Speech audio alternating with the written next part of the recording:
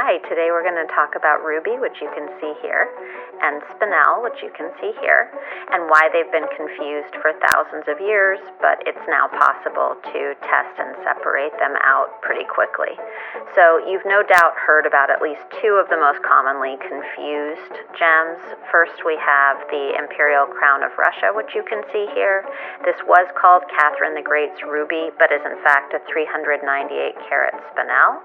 And here we have the Imperial State Crown featuring another ruby that is actually a 170-carat spinel.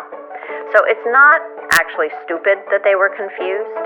They form under the same conditions. They can be found in the same hosts. For example, on the left you have ruby hosted in marble. On the right you have spinel hosted in marble. Their red is both caused by chromium, trace elements of chromium, but in fact they have a different crystal structure and chemical composition. Ruby is the red variety of the corundum mineral species, which also includes sapphire, and spinel is its own mineral group. So in order to separate these out, what we would do is the same thing that we discussed when looking at tourmaline versus pink topaz. You want to start by looking at the way in which the gem splits up the light, that is, its refractive index. So we would start with our refractometer as before, and as we said last time, the goal would be that their range in which they split the light is completely different. That was not the case before, but it happily is the case here.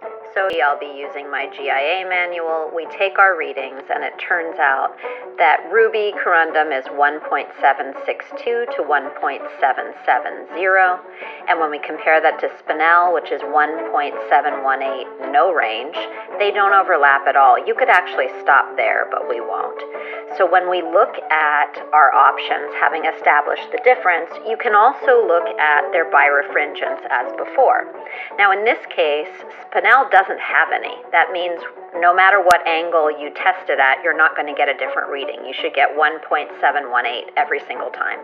Versus ruby, which will have a 0.008 to 0.01 range of birefringence. So we could use that to separate on top of the reading.